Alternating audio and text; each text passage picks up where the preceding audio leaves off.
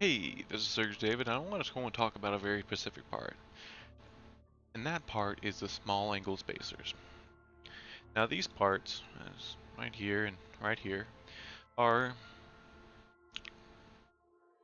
well, I don't really use them very much. I don't think anyone else really uses them very much. The only times I can really think of seeing them on any kind of real use is right here as pseudo armor plates. Like on this build I have these two, and I have them set up because I can't fit a armor plate this right here in a way that I really like it without increasing the profile. And because of the way it works and whatnot, even a railgun shot coming in from the front, if it hits this, that part's dead, but the spine for my main weapon cluster is still fine. So I kind of use it as that, and pretty much only that.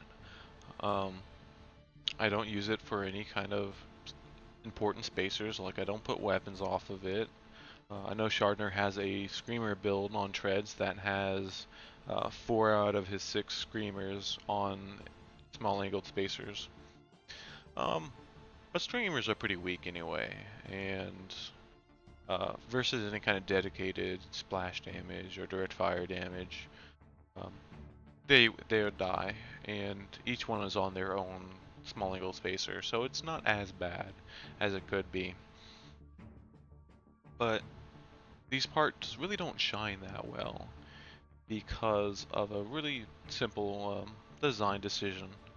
And it makes sense, being that they're extremely weak, and they're also extremely weak against splash-based weapons.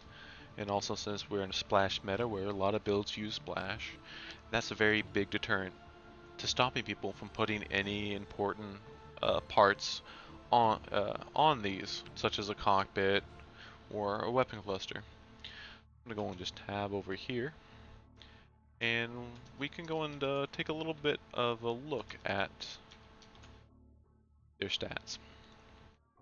So we got the 45-degree one. It weighs 95 weight, 160 durability, 15 armor, 300 heat threshold, which is actually really good. It's a very good heat threshold.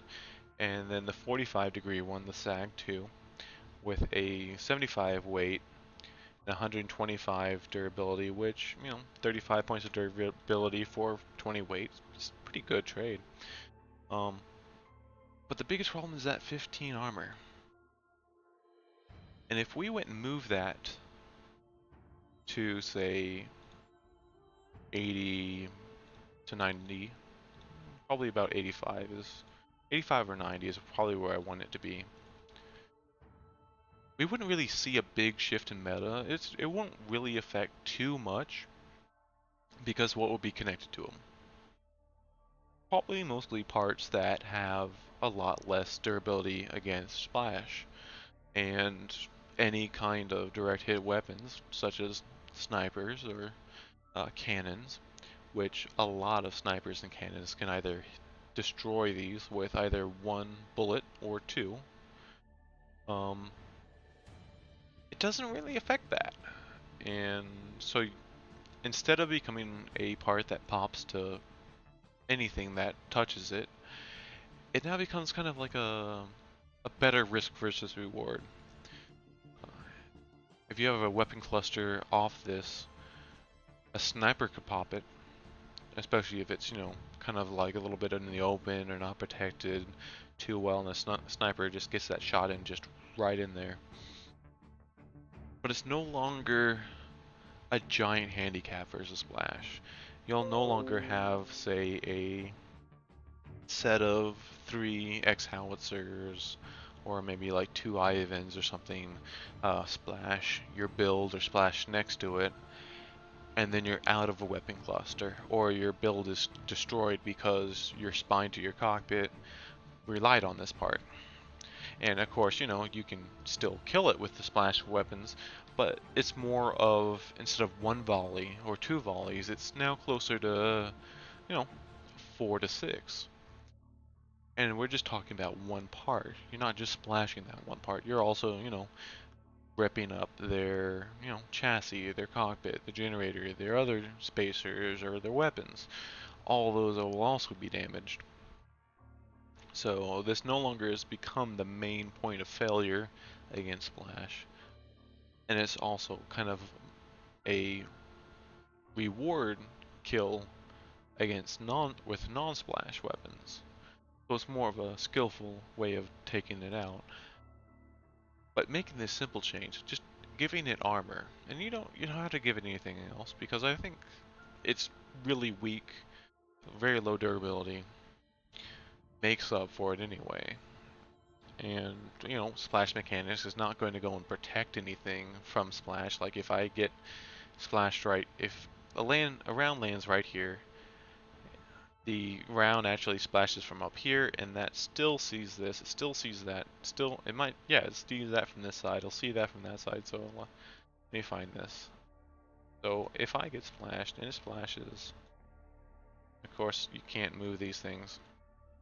If it splashes right here, hits that, backs up a little bit, it's still going to hit that, that, maybe not that, but depending if it's higher or lower, it can still hit that, and it can still hit that. So, you're not blocking it splash with this, but it'll open up this part, these two parts we're building. And the amount of builds that can spawn from this simple change, the more creative builds that we can see, the ones that can still be in meta, in like high competitive ones where, people could hit that spine in a shot or two, where it's very much about kind of min-maxing. This part now has the ability to take part in that. Anyway, time's going up, and I'd like to thank everyone for watching and your consideration. Please share your comments down below on what you think about this part. And do you think it needs any kind of change? Do you think it would be a better part, more useful, more balanced, whatever you, if it actually had, 85 armor or 80 armor? Or would you want to have more durability or something else? Um, Please let me know. Talk to me also on bombdogstudios.com/forum or on a Discord server at discord.roxel.com. And I'll put those down in the doobly-doo. Maybe not, depending on how lazy I am. But thank you for watching, and have a good night.